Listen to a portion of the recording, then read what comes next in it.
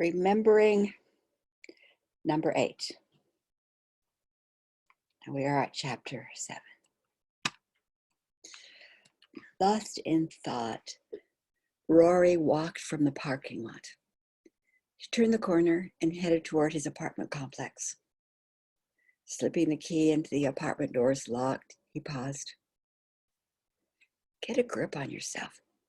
You encounter situations like this every working day. Why has this one thrown you such a curve? He thought for a moment and then breathed a sigh of relief. Oh, of course, it was Friday. The week had been hectic, new clients, court cases. He just needed a break to recoup. Smiling, he turned the key. The apartment door opened to his cozy home. Rory bent, picked up the evening paper from the mat, stepped inside and closed the door. He dropped the paper and keys on the hall table as if shutting the outside world. Heading into his bedroom, Rory kicked off his shoes and flopped onto the bed. He had no time constraints for the entire weekend. His tired muscles relaxed and his mind drifted. Soon he was breathing deeply and slowly. From far away, Rory heard a sound of a phone ringing. Oh, not far away, the ring again. His phone. It jarred him back to the bedroom, and he quickly reached to answer. Dr. James? Came the voice over the line. Yes? Rory's voice was groggly, and he coughed to clear his throat. Hello? He spoke again, trying to sound alert and professional.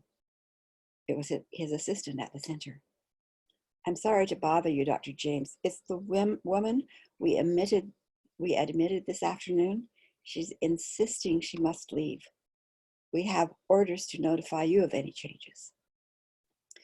The center was his project.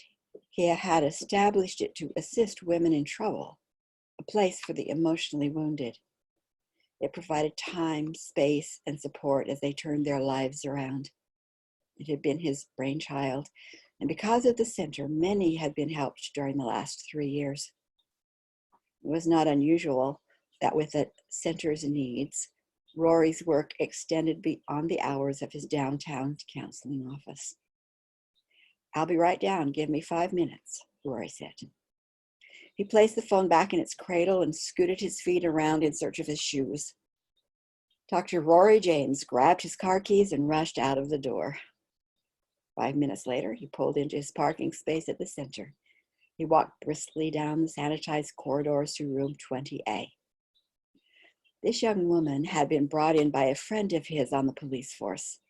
She had been living on the streets, had broken no laws, but indicated she wanted help. Wanting help was enough to get space at the center if it was available. Rory's entire career had been about assisting those who needed support, and yet, for a reason he did not understand, the woman in room 20A had sparked something different. He knocked gently on the door before he turned the knob and entered. The young woman he knew only as Pam huddled at the head of her bed. Her arms wrapped around her knees. She was softly crying and rocking. Her pain filled the small room. Rory's heart went out to him. Rory's heart went out to her. Pam? He spoke her name softly. She seemed not to hear him. He had found it very beneficial to just be with his clients, let their action be as long as there was no possible harm. He pulled up a chair. I am here, Rory said, and then just sat and witnessed her slow rocking. Pam's eyes stared ahead as if seeing through windows to a scene he could not reach. He sat quietly, observing. Now was not the time to try to change or fix what she was experiencing. It was not the time to ask her to put words to her feelings. More time passed. Rory sat and noted his recognition of similar pains from other clients, the sadness, the helplessness, and the sense of no hope so many had felt. Then the emotions were his own, for friends lost, for patients untouched, for society's limits. These he moved through as a professional, being present for his client.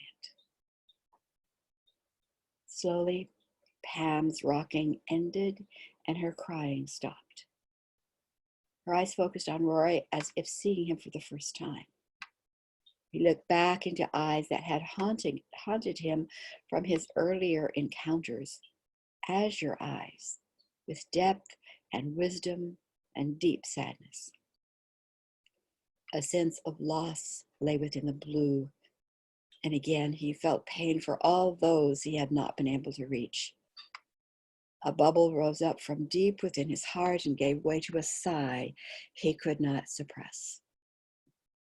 At his releasing breath, she turned her eyes to the window, laid her head upon her knees, and wept.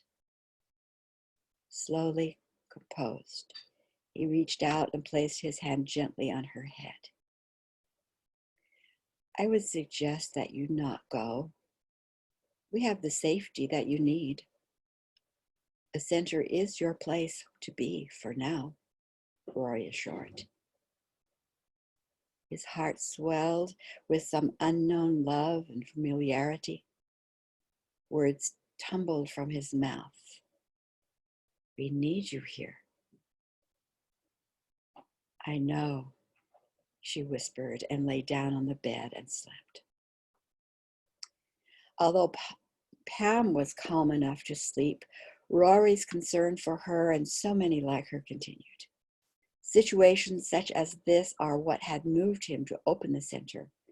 Situations such as this were what made him see the value and limits of his work. Situations such as this is why he was restless with his career and why he wanted to know more.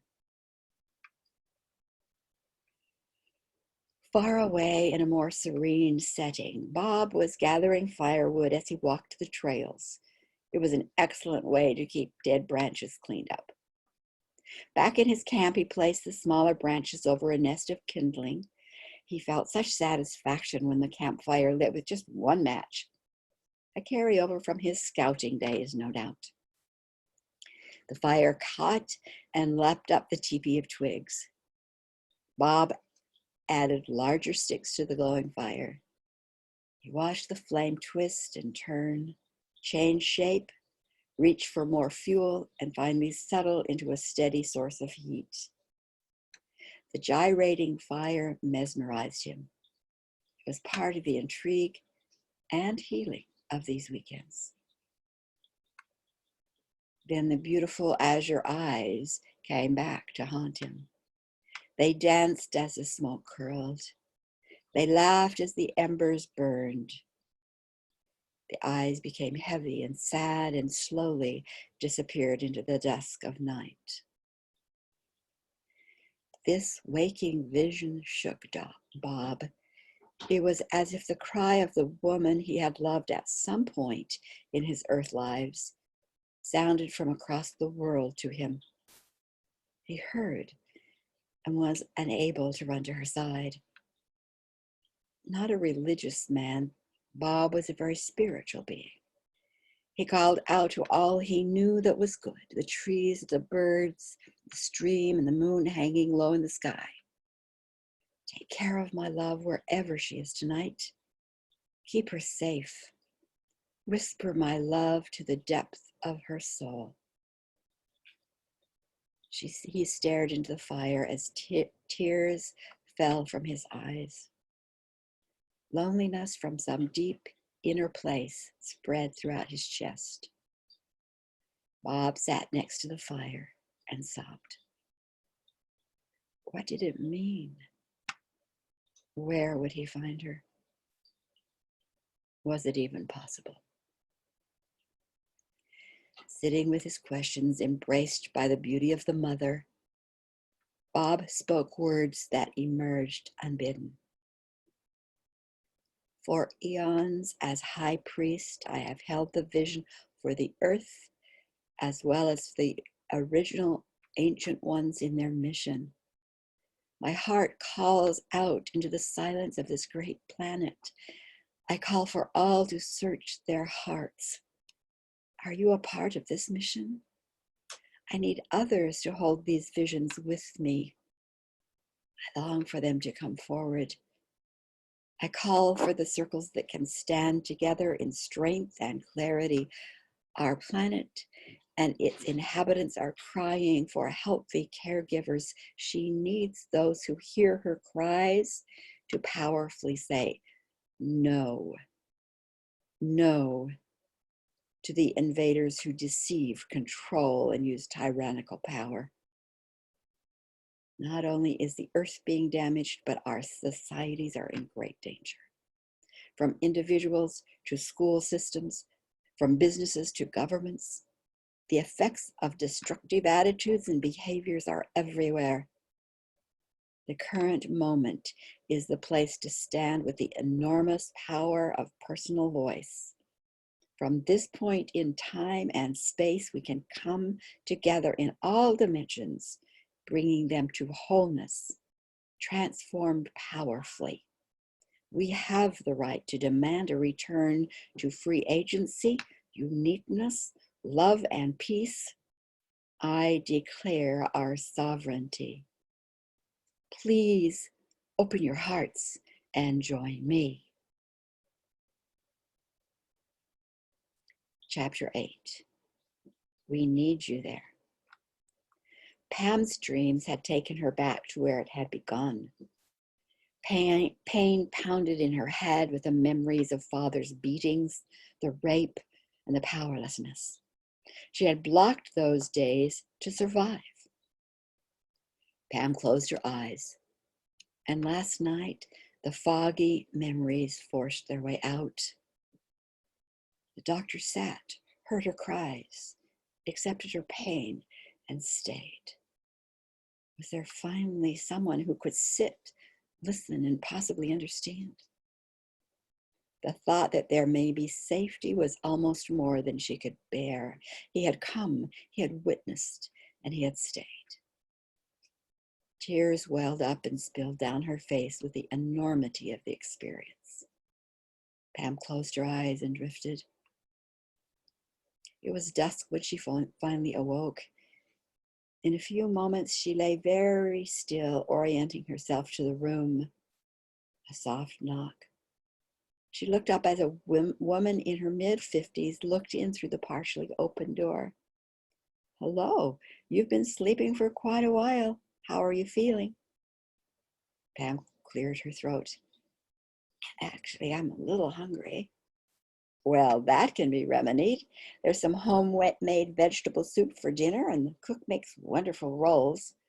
Would you like milk or coffee? Pam closed her eyes. How long had it been since she had tasted fresh soup with homemade rolls? Oh, milk would be wonderful, thank you. The door closed. Pam slowly sat up and looked around the room. Her bundle was where she had left it. Her coat hung in clear view in the small closet. She swung her feet off the bed and eased up to make her way to the bathroom. At the sight of the mirror, she quickly turned away. Pam avoided mirrors. They reflected what she did not want to acknowledge. She felt dizzy. Pam sat down to relieve her body and held her head until the swirling stopped. Then she stood to wash her face and run her fingers through her short brown hair. She almost laughed. Her vision of long auburn curls flashed through her mind. She paused for a moment before opening the door to move back to her bed. There was a knock on the door as the same woman opened it carefully, balancing a tray of food that made Pam's mouth water. She said, "Here you go. By the way, my name is Marianne." Pam smiled at the slight southern lilt, and she shifted so the tray could sit over her lap. "If you need anything, just push the button on your bed. Dr. James will be in after you've eaten."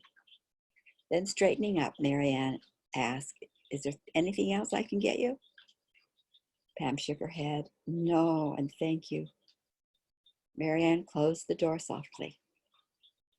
Pam's hands shook as she broke a piece from the roll, dipped it in the hot soup.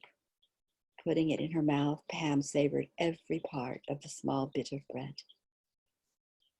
"Oh, please, let this be the time," she whispered, and slowly ate the delicious food, a symbol of a new start. Finished, Pam lay back on the pillow. She stared past the tray, past the walls, into scenes beyond this room. The words came back, words she had often heard during the very hardest times. "We need you there." When the anguish and the hurt had been more than she thought she could bear, she had sobbed and asked, why was she in this family, in this life? And there was a quiet voice. "We need you there." She had stayed when she would rather have given up. And what had the doctor said, or was it just a dream? Pam cleared her mind and brought back the memory. No, it wasn't a dream. He had reached out to touch her hair, and then he had said, "This is your place. We need you here." Tears welled up in her eyes, and what did it all mean? Could her life be put back together? Would she be able to do it all? She slid carefully under the bed tray, lay facing the wall, and closed her eyes again. Pam was slightly aware that the dinner tray was being removed, but she was at some faraway place, walking in woods. Not alone, but who was with her? She felt safe, happy, and she didn't want to come back. Pam went further into the dream.